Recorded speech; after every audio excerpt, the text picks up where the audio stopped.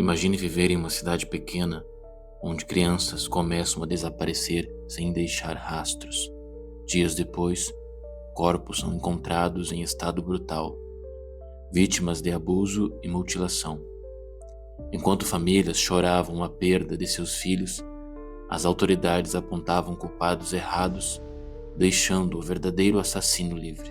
Por mais de uma década entre o Pará e o Maranhão, o terror ganhou um nome: Francisco das Chagas Rodrigues de Brito, o homem que entraria para a história como o monstro de Altamira.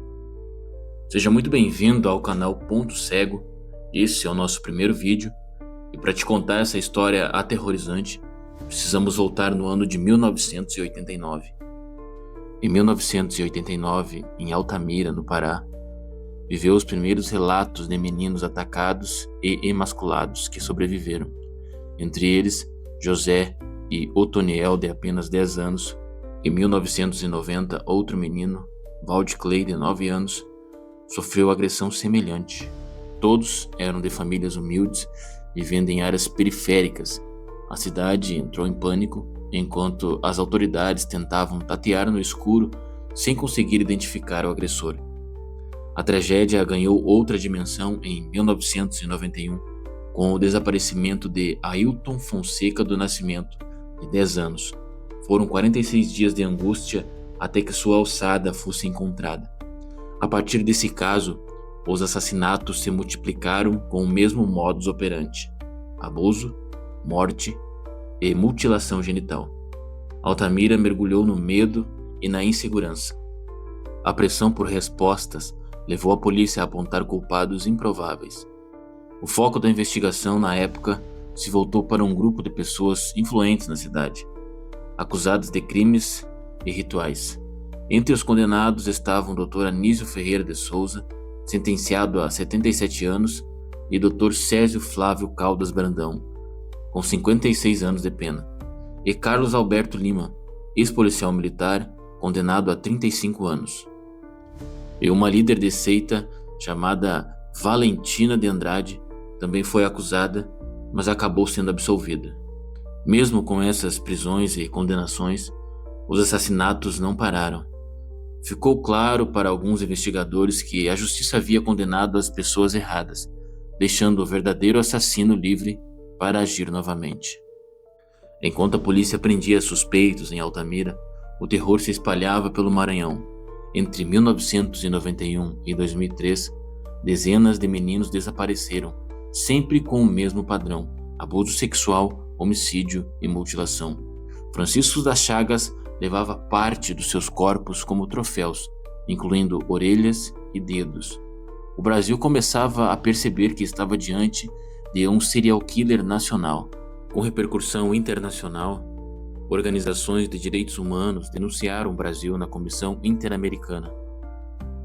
O caso ganhou notoriedade mundial. Jornais como The Guardian e The New York Times noticiaram o caso, que ficou conhecido como Caso dos Meninos Emasculados. Uma força-tarefa com o apoio da Polícia Federal foi criada, mas apesar disso ser algo notável, não pareceu impedir que o assassino continuasse com as mortes de outros garotos. Francisco das Chagas Rodrigues de Brito tinha a cara do tipo de cidadão mais comum do mundo. Trabalhando como um simples mecânico de bicicletas, ele apresentava ser mais um pobre coitado que dava duro na vida e vivia num casebre de pau a pique no bairro Jardim Tropical 1, na cidade de São José do Ribamar, região metropolitana de São Luís.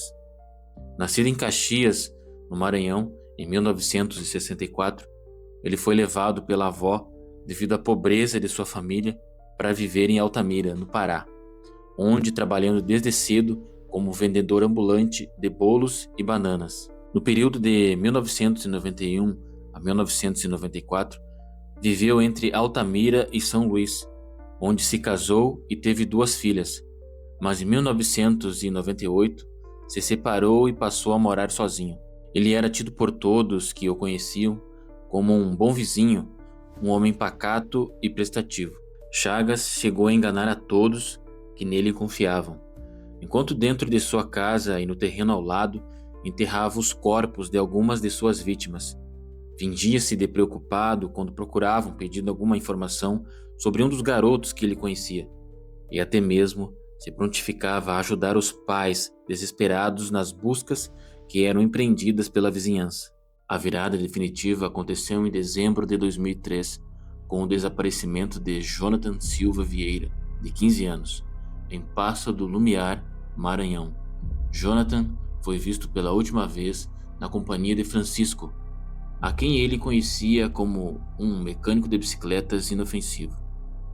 Mas antes de sair na companhia de Francisco, Jonathan havia avisado sua irmã que iria ir buscar um fruto típico da região em uma mata, acompanhado de Chagas, deixando assim a pista fundamental para a prisão de Chagas.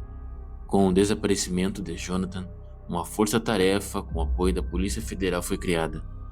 Ao investigar, a polícia percebeu que o assassino era o mecânico, mas sua prisão foi um empecilho. A população tentou protegê-lo sem saber que estava defendendo o homem que enterrava os corpos de suas vítimas no terreno ao lado de sua casa. A prisão de Chagas aprofundou as buscas. Uma ossada foi achada, confirmada como a de Jonathan. No local, uma camisa amarela cortada se encaixou perfeitamente em outros casos. O perito Hilton usou tecnologia de mapeamento para montar um mapa dos crimes, revelando que os corpos estavam sempre próximos da casa e do trabalho de Chagas. Uma escavação minuciosa em seu casebre revelou um cenário de terror: pedaços de pele humana, cartilagens e mais corpos mutilados. Entre as vítimas estava Emanuel Diego e Daniel, uma criança de apenas 4 anos. A máscara de bom homem caiu. Ele confessou 28 assassinatos no Maranhão e indicou onde alguns corpos estavam, mas não todos. Muitas mães nunca puderam dar um enterro digno a seus filhos. O laudo psicológico de Francisco das Chagas, atestado pelo psicólogo Carlos Leal, apontou como um psicopata nato, que só se importa com o prazer que ele quer ter. Condenado a 580 anos e 10 meses de prisão, ele cumpre sua sentença na prisão regional de São Luís. Em 2005, a Comissão Interamericana de Direitos Humanos encerrou a ação contra o Brasil. O governo reconheceu sua responsabilidade e se prontificou a cumprir medidas como a indenização às famílias, o reconhecimento da ineficiência da investigação e a criação de programas de combate à violência sexual infantil. Esse foi o caso de Francisco das Chagas, o monstro de Altamira, um homem que deixou marcas eternas no Pará, no Maranhão e na história criminal brasileira. Até hoje, o eco do choro das mães lembra que, além das condenações, a impunidade e o abandono social podem ser tão cruéis quanto o próprio assassino.